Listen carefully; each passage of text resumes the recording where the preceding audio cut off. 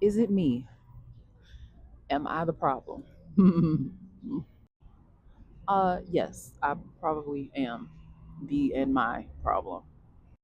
So 2 days ago, I am in meditation and abruptly spirit knocks upside my head, Mary J. Blige's No More Drama. And I started humming the beat or whatever, I started singing the lyrics. And then she got to the point where she was like, go ahead, you demons, get on for me. Now, y'all know I don't sing, but you know what I'm talking about when the music breaks down. And anyway, I started listening to that song. I went to go play it, and I just immediately was like, oh my God, what am I doing? Like, what is it that is really in me? Because it's listening to the song, excuse me, fumbling, right? But listening to the song as someone who is like 38 versus when it came out, I was all of like 17 or something like that. But listening to it from a different perspective and then being very cognizant and vigilant of who and what I allow in my life and who and what I make relationships with and who and what I give permission and permissible access to.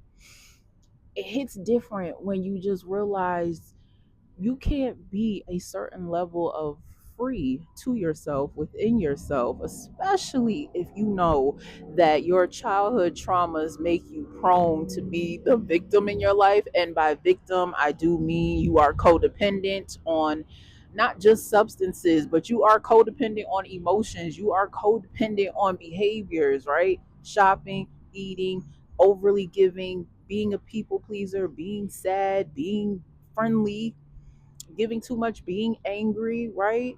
And you start to realize that even though, and this is where this video is really going, I had to really have a self reflective moment where I realized because I am a rehabilitating avoidant personality, I'm a runner, I'm a track star, okay? Got a jersey in the Hall of Fame. I'm quick to tell people now, I have methods in how I do it, and I do believe that in extreme cases, you do need to cut people off. And extreme is really whatever is a detriment to you, your mind, your body, your soul, your destiny, where you're going. But I'm the first one to always admittedly enact, oh, cut that person off. Cut them off or cut that thing off. You don't like what you're doing, change your environment. And these things are true.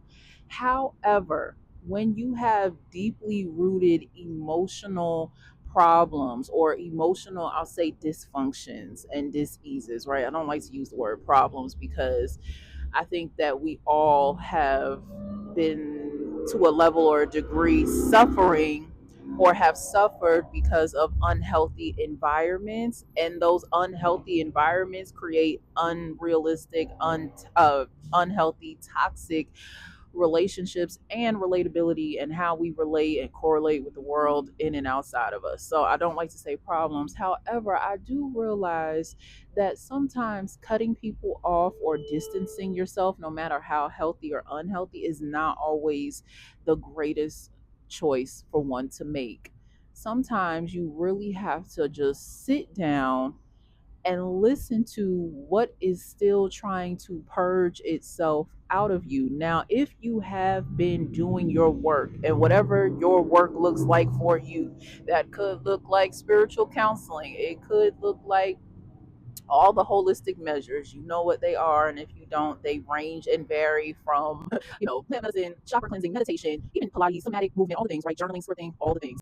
Even if you're doing that, sometimes there's still a little bit of residue from your inner child or from a moment of trauma. And I also do not like to use the word trauma, I like to use injury. So from a moment of injury, if that injury was not stimulated and or initiated in your childhood, there is something on the inside that is still looking for attention, and you have to remedy it. You cannot medicate it. You cannot oversaturate it with even healing modalities. You really have to have a confrontation with yourself and tell yourself, listen, we are serving evictions. This is not going to keep happening. And I realized that when I really was trying to ask myself, why am I going into relationships with certain people? And I don't even mean that on an intimate level. I definitely do mean on the level of all aspects. Why am I magnetically drawn to this type of influencer, entrepreneur, spiritual leader, and vice versa? Why are they drawn to me? There is still a level of drama on the inside that is asking, begging, pleading, making a tumultuous, calamitous noise.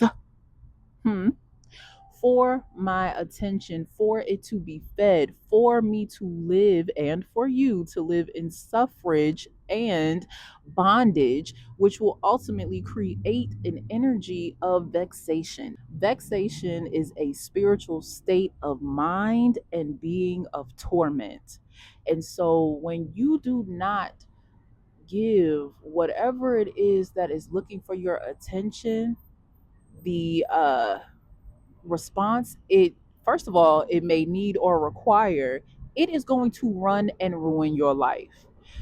Now I just wanted to say that I do realize, yes, I am the problem. I am the problem because I am attracting drama.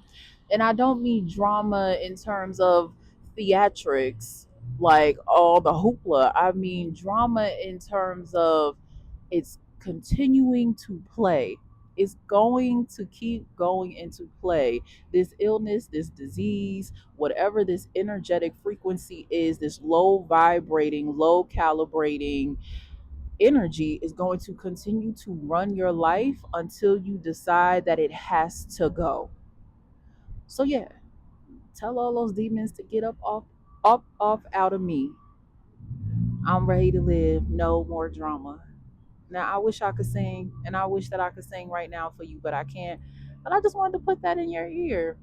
Like maybe the problem is still in you. It's not you being the problem yourself. The problem is still resonating, or resonant, residual, or the residual, I'm sorry, or the residue in you. If the issue is still dormant or it's not dormant and it's saying, I'm here, I'm making noise, hello, it is still comfortably resident in you. However, if you have been doing your inner work, right, then you might be agitating it. And that's why it's really showing up in the capacity that it is. And it's continuing to disrupt you because it wants to be comfortable. It likes taking up space in your life and disrupting the plans that God has for you. So if you are doing your healing work, your shadow work, your inner work, continue to do it so that you can agitate it, so that you can finally give it a name and identity.